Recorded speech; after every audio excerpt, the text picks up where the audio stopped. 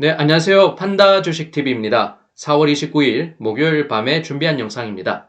네, 제가 지금 준비한 영상은요, 이 바이두 관련된 종목 뉴스입니다. 오늘 4월 29일 목요일 오후에 이 호재성 뉴스, 바이두에게 호재가 될 수 있는 뉴스 발표됐고요. 그 내용을 토대로 해서 영상을 제작했습니다. 네, 구독과 좋아요는요, 제가 이 영상을 제작하는데 모두 다 큰 힘이 되겠습니다. 네, 관련된 내용 토대로 해서 빠르게 쭉 한번 보면서 한번 트래킹 해보겠습니다. 바이두 자율주행 사업부인 아폴로에서요. 이제 보면은 오는 5월 2일부터 베이징에서 완전 자율주행 로봇 택시 상용화 서비스 시작한다고 이렇게 밝혔습니다. 자율주행 상용화 가능성을 높이는 계기가 될지 주의 깊게 한번 살펴봐야 되겠습니다. 2022년 베이징 동계올림픽이 개최되는데요. 이 기간 동안에 선수들과 스태프들에게 이동 편의성을 높여줄 것으로 기대가 됩니다. 만약에 성공적으로 서비스가 제공될 경우에는요, 이 스포츠 마케팅을 통한 국제적인 이 바이두의 인지도 크게 높아질 것으로 기대가 됩니다. 그래서요, 이제 바이두가 오는 5월 2일부터 베이징에서 완전 자율주행 로봇 택시 서비스를 대중들에게 제공하기 시작한다고 자체적인 언론 통해서 4월 29일 밝혔습니다. 이 소식을 토대로 해서요, 영미권에서 중화권에서 여러 언론사들이 관련된 내용을 이렇게 전달했습니다. 이 서비스 차량은요, 중국에서 최초로 운전석에 안전사고 방지를 위한 운전자가 착석하지 않는 상용화되는 자율차량, 완전 자율차량으로 이름을 올리게 됩니다. 자율주행 차량이 실생활 도로에서 상용화될 수 있다는 그 상징적인 의미를 담고 있는 과정이 되겠습니다. 완전 자율주행 방식의 아폴로고 로봇택시 서비스는요, 베이징 안에 위치한 쇼강 공원 지역에서 이렇게 시행이 될 예정입니다. 이곳은 2022년 베이징 동계올림픽 경기가 진행이 되는 지역 가운데 한 곳인데요. 그렇다 보니까 사전적인 테스트의 의미도 있을 것이고, 아무래도 인적이 드문 곳이니까 시험해보기 좋은 지역으로 해석이 됩니다. 그리고 아폴로거 서비스는 이후 동계올림픽 기간 중에 이 방문객의 이동 편의를 높여줄 것으로 기대가 됩니다. 이것은 아폴로고 앱의 한 화면이 될 것이고요. 이것은 아폴로고의 로고가 되겠습니다. 중국 노동절 연휴 기간에 이 서비스를 시작하게 되면서 많은 인파가 몰릴 수 있는 이 상황에서 이제 중국 대중들의 관심도 높아지게 된다는 점 한번 생각해 볼 수 있습니다. 바이두는 상용화 운영 방식으로 완전 자율주행 로봇택시 서비스를 제공하는 중국에서는 첫 번째 기업이 되는 것입니다. 승차를 희망하는 이용자들은요, 이 아폴로고라는 앱을 이용해서 주변에 위치한 로봇택시를 호출할 수 있습니다. VR형 Virtual Reality에서 가상현실형 내비게이션과 원격 차량 경적 등은 이 이용자들이 차량 위치 확인하는 데 도움을 주게 된다는 설명이고요. 자율주행 차량 잠금 해제를 위해서 승객들은 신분 확인을 위한 QR코드 스캔, 코로나 예방을 위한 헬스 코드 스캔 등의 그런 과정을 번거롭더라도 진행해야 한다고 합니다. 네, 그렇게 하면서요, 이제 타는 과정에서 승객이 차량을 탑승한 후에 이동 시작 버튼을 클릭하면 시스템 자체가 안전벨트를 채우고서 문의 개폐 상황을 확인하게 됩니다. 모든 승객의 안전 상황 점검을 마친 후에야 이동을 시작한다고 하고요. 운전석에 만약에 운전자가 없는 상황이 되기 때문에 이 5G 방식의 원격 운전 서비스가 항시 작동되고 그러면서 안전사고 방지에 힘을 쓴다고 합니다. 이 서비스를 통해서 비상 상황이 발생할 경우 사람이 원격 방식으로 차량 통제에 개입할 수 있다는 설명도 부과됐습니다. 그렇게 보면요, 이제 베이징 쇼강 공원에서 로봇택시는 이 승객을 스포츠 경기장, 직장, 커피숍, 호텔 등으로 이동 서비스 제공해 되고요. 2022년 베이징 동계올림픽 기간 동안 참가 선수들과 스태프들을 위한 셔틀 서비스가 제공될 수 있다는 이제 해석이 나옵니다. 그리고 최근에 바이두가 인사 이동이 있었고요. 이 사람이 새로 승진한 사람인데 한번 내용을 보겠습니다. 이 왕 윈펑이라는 이 사람은요, 4월에 부사장 승진하면서 자율주행 사업부 총괄하게 됐고, 거기에 관련해서 의견 내놓은 부분이 있습니다. 한번 체크하면 될 건데요. 배경 이력을 보게 되면 1976년 출생, 베이징 항공우주대학 학사 석사 학위를 취득했고요. 바이두 근무 전에는 소니 에릭슨에서 근무하면서 휴대폰 소프트웨어 연구 개발했습니다. 2018년 바이두 자율주행 기술부 총괄한 바 있으며 말 그대로 기술자로서 이제 커리어를 계속 쌓아오면서 이 기술자 이제 고위 간부로, 고위 임원으로 이렇게 승진을 하게 된 것입니다. 그리고 사진은 이렇게 보시면 될 것 같고요. 왕인펑 바이두 부사장 겸 자율주행 사업부 총괄은 무인 서비스를 도입하는 것은 자율주행 부문을 상용화하는 데 빼놓을 수 없는 단계다라고 입장 전했습니다.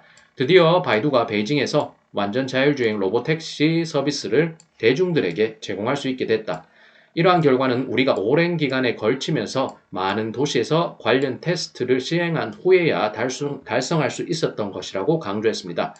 뭐든지 쉽게 되는 것은 없고 아주 피와 열정과 노력을 다해서 여기까지 왔다고 이 기술자가 강조를 했습니다. 그는 앞으로도 바이두는 더욱 많은 도시에 자율주행 로보택시 서비스를 제공할 것이다.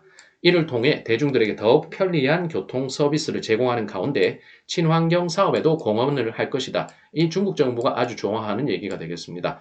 이라면서 자율주행 상용화는 교통 혼잡을 완화시키고 탄소 배출을 줄여줄 것이다 라고 덧붙였습니다.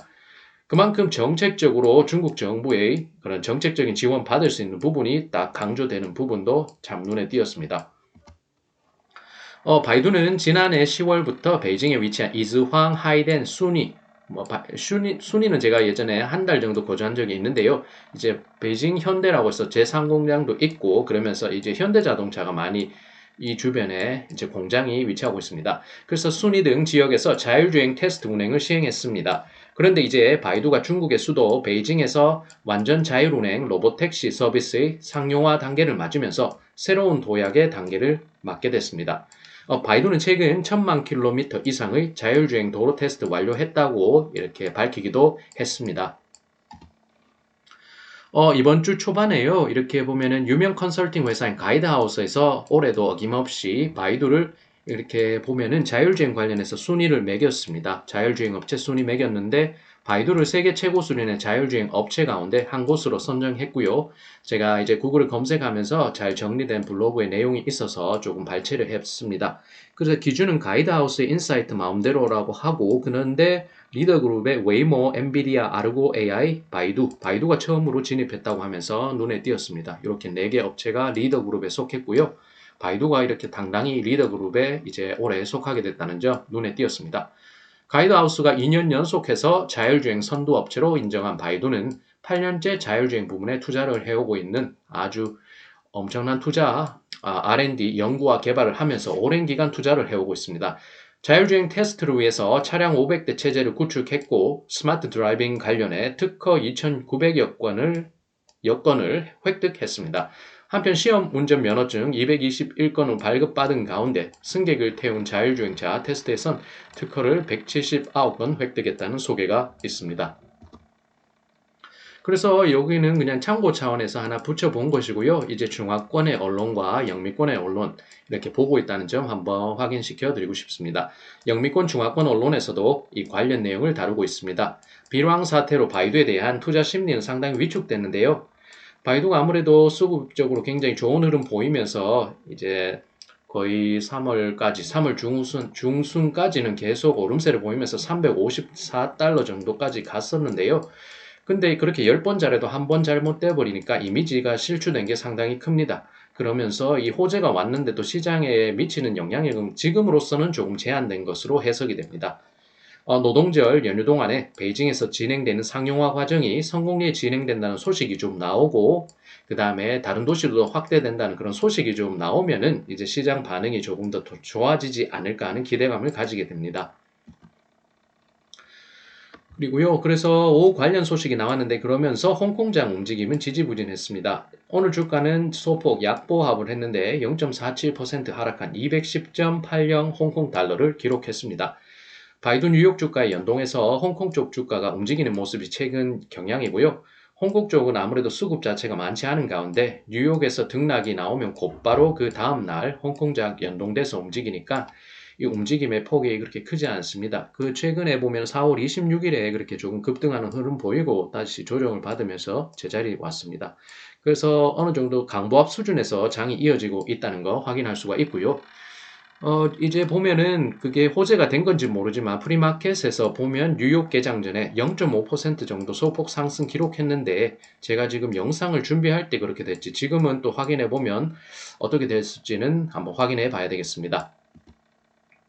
네, 여기까지 판다 주식 TV였습니다. 바이두 관련한 종목 소식 빠르게 한번 전해드렸고요. 그래도 이 호재성 뉴스가 어떻게 이 바이두 종목 주가에 영향을 끼치는지는 조금 더 신중하게 보면서 확인해 봐야 되겠습니다. 어쨌든 중국 정부는 중국 사람도 우리나라 사람들 못지않게 체면을 중시하는데요. 이 바이두가 자율주행 부문에서 이 베이징 동계올림픽 2022년 베이징 동계올림픽 때 성공리에 이 자율주행 서비스 운영한다면 바이두는 전 세계적으로 더욱 이미지가 이제 향상될 수 있을 것입니다. 네, 어쨌든 그런 차원에서 조금 좋게 봤으면 좋겠고요. 아, 만약에 사고가 나더라도 그것을 잘 수습하면서 더욱더 개선하는 바이두 자율주행 시스템 되었으면 합니다. 네, 여기까지 시청 감사드립니다. 다음에도 종목 뉴스 아니면 시황 뉴스, 이제 필요한 뉴스 시적절하게 전달드리는 판다 주식 TV 되겠습니다. 영상이 유익하셨다면 좋아요와 구독 한번 확인해 주시면 제가 영상을 만드는데 모두 다 큰 힘이 되겠습니다. 네, 그럼 다음에 영상으로 또 찾아뵙겠습니다. 네, 그럼 다음에 뵙겠습니다.